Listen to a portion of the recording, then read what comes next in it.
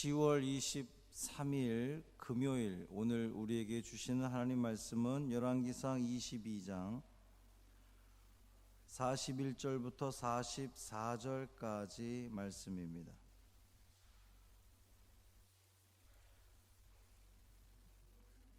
열왕기상 22장 41절부터 44절까지 말씀, 구약성경 557쪽입니다.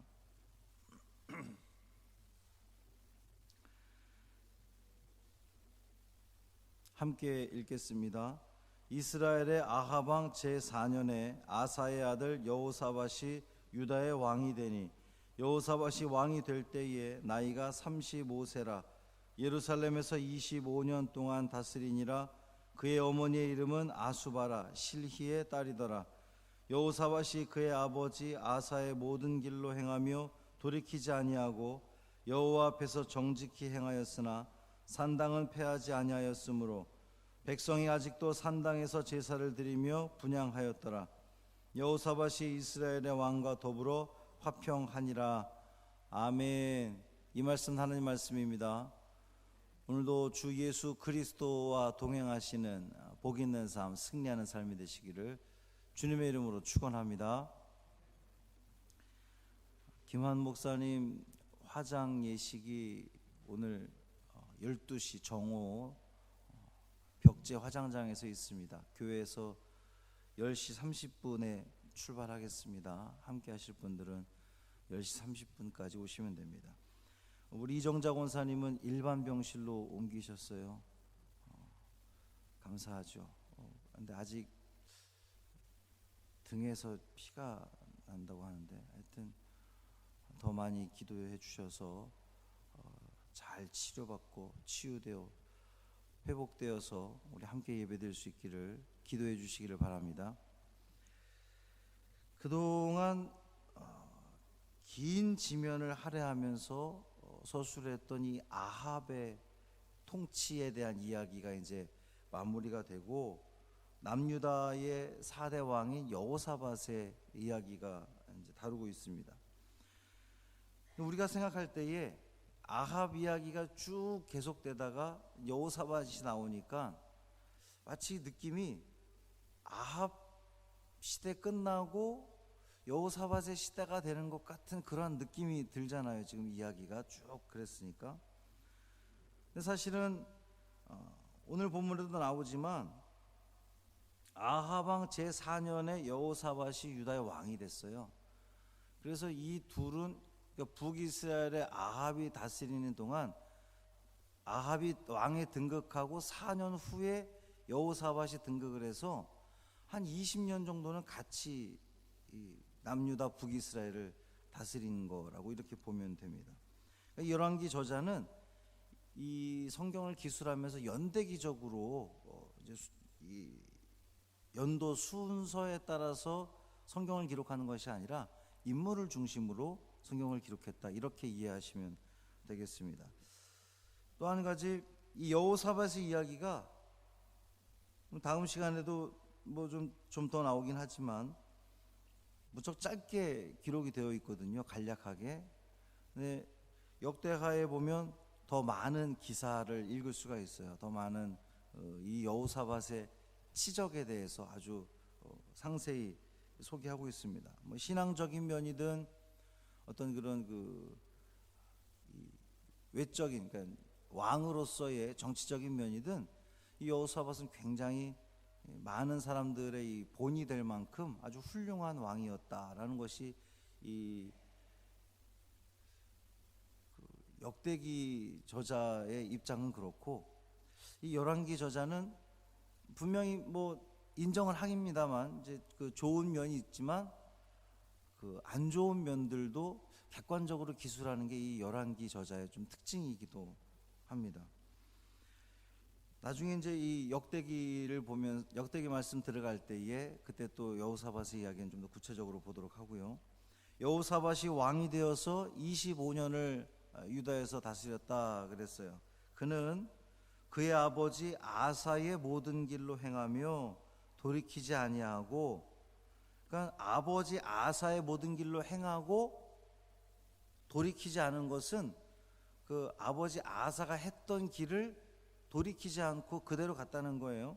여호와 앞에서 정직히 행하였다 그랬어요.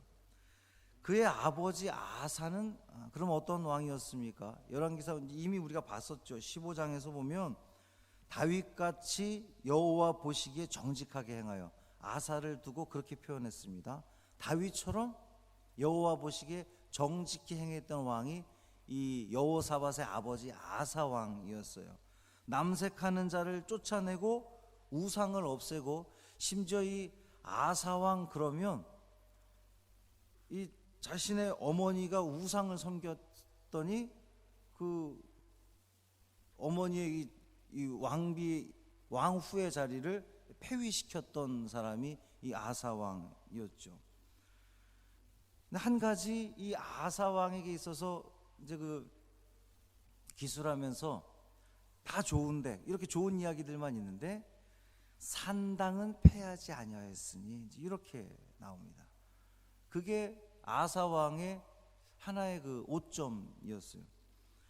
예루살렘에서 그 아사 왕이 41년간 다스렸는데, 이제 이 성경에서 좀 오랫동안 다스리고 또 그가 또 장수한 것은 그만큼 하나님 앞에 정직히 행하였을 때에 그렇다, 이런 식으로 기술을 하고 있는 건데, 이 아들 여호사밧은 25년, 긴 기간이죠. 25년을 재임하면서 아버지 아사의 모든 길로 행했다 그랬어요. 이 말씀을 읽으면서 또 이 역대기에 나오는 말씀을 읽으면서 그 아버지 그 아들이구나라고 하는 그런 또 옅은 미소가 지어지기도 합니다. 여호와를 향해 그리고 이제 돌이키지 않았다 그랬는데, 이 돌이키지 않았던 것은 여호와를 향해 있던 그 시선을 돌이키지 않고 계속 하나님만 바라보는 신앙인의 길을 걸었다, 이렇게 볼 수 있는 거예요. 여호와 보시기에 정직히 행하였다는 거죠. 그런데 이제 이 여호사밧도 아버지 아사의 오점이 뭐라 그랬어요? 산당을 패하지 않은 거라 그랬는데, 이 여호사밧도 참 여호와 보시기에 정직히 행했던 왕인데 산당만큼은 패하지 않았습니다. 이처럼 이 산당에 대한 소극적인 태도는 이 뭐 아사나 여호사밧뿐만 아니라 이후에 나오는 그 칭찬받은 왕들, 아주 좋은 그 기록을 남겼던 왕들도 이 산당의 문제만큼은 해결하지 못했어요. 그만큼 이 산당에서 제사 드리는 것은 이 이스라엘 이 전체에 아주 뿌리 깊게 남아있던 그 잘못된 신앙의 그런 그 뿌리 뽑지 못한 그런 그 단점이라는 거예요. 그렇게 왕이 산당을 패하지 않은 결과 백성들이 아직도 산당에서 제사를 드리며 분향했다라는 거예요. 이 왕의 여호사밧 왕의 개인적인 측면으로 보면, 그의 신앙을 보면 매우 훌륭했고 또 뭐 아주 정치적으로도 잘했던 그런 왕인데, 일반 백성들의 이 신앙을 지도하는 영적 지도자로서의 모습에서는 뭐 좀 냉정하게 말하면 실패했다, 이렇게 볼 수 있는 겁니다. 더구나 이 열왕기 저자는요, 백성들이 하나님에 대한 신앙에 대해서 소홀히 하고 산당에서 여전히 제사를 드리는 거예요. 그러니까 산당에서 백성들이 제사를 드리는 것이 하나님을 섬긴다고 말은 하면서도 산당에서 또 다른 제사를 드리는 거거든요. 이런 그 신정국가의 왕으로서 여호사밧이 하나님께서 세우시고 하나님이 다스리시는 신정국가의 왕으로서의 책임은, 물론 자신의 신앙생활을 잘하는 것도 중요하고 백성들을 이렇게 그 잘 긍휼히 다스리는 것도 중요하지만, 더더욱 중요한 것은 이 백성들로 하여금 하나님을 잘 섬기도록 독려하고 권면하고 이끌어야 될 책임이 이 왕에게 있는 거예요. 신정국가 왕에게. 요즘 우리 같으면은 뭐 이 정교 분리의 원칙에 의해서 왕이 무슨 뭐 종교에 이렇게 관여를 합니까? 그렇지만 지금 이 시대는 그런 시대가 아니라 하나님께서 다스리시는, 하나님께서 세우시는, 그래서 영적 리더로서의 그 위치에 있었던 여호사밧 왕이었는데, 백성들이 여전히 계속해서 산당에서 제사를 드릴 상황을 만들 만큼 산당을 뿌리 뽑지 못한 그런 오점을 남겼다는 거예요. 마지막 44절에 보면 여호사밧이 이스라엘의 왕과 더불어 화평하니라 그랬습니다. 이스라엘의 왕은 이제 아합을 이야기하는 거죠. 아합과 화평했다는 건데, 이것을 긍정적으로 볼 수 있을까요? 아니면 부정적으로 볼 수 있을까요? 우리가 생각할 때에 이제 그동안 그 남유다 북이스라엘이 갈라지고 난 이후에, 이 분단된 이후에 서로 계속 그 대적 관계에 있었거든요. 서로 뭐 싸우기도 하고 아주 싫어했습니다. 그런데 남유다 왕이 북이스라엘 왕과 화평했다 그러면 우리 생각에는 남북 관계가 좋아서 아이고 보기 좋네, 잘했네, 뭐 이렇게 생각이 들 것 같은데 사실은 그렇지 않다는 거예요. 이 남유다의 왕과 이 여호사밧이 아합 왕과 사돈 관계를 맺었다고 지난 시간에도 계속 말씀을 드렸잖아요. 사돈 관계를 맺었던 그것이 과연 이 정략 결혼인 건데, 그래서 아람과의 전투가 있을 때 길르앗 라못을 빼앗으러 갈 때에 여호사밧이 가서 함께 하잖아요. 도와주잖아요. 이것이 좋은 것 같지만 사실은 이 정략 결혼 때문에 아합의 딸과 이 여호사밧의 아들이 결혼한 건데, 아합의 딸이 누구라 그랬어요? 이세벨의 딸인 거잖아요. 그토록 바알과 아세라를 섬겼던 이세벨의 딸, 그 딸을 며느리로 맞아들이면서 이 유다 나라에도 이 바알 아세라 신앙이 들어오도록 그 여지를 남겨줬, 그 기회를 주었던 것이 바로 이 정략 결혼이었습니다. 그러니까 이 남유다 왕과 북이스라엘의 왕이 평화했다, 화평했다라고 하는 것은 하나님께서 주신 화평이 아니라 사람이 인위적으로 만든 정략 결혼을 통해서 만들어진 화평이었기 때문에 결과적으로는 좋지 않은 결과를 내고 말았다라고 하는 거죠.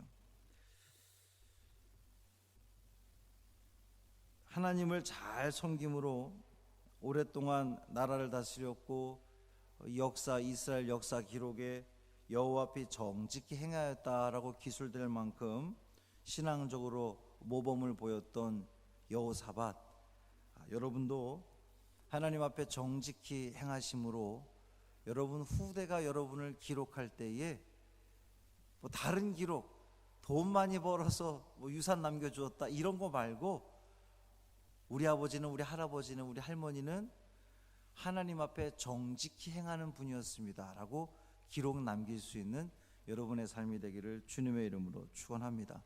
뿐만 아니라 아사나 여호사밧을 비롯한 신앙적으로 모범을 보였던 왕들조차도 이 산당 제사만큼은 뿌리 뽑지 못했는데, 우리는 그 모든 악의 뿌리들, 불신앙의 뿌리들, 불신앙의 가능성들, 그런 것들을 다 뿌리 뽑고 세상과 적당히 타협하지 말고 온전한 신앙을 유지함으로 더 좋은 믿음의 본을 보이는 저와 여러분의 삶이 되기를 주님의 이름으로 축원합니다.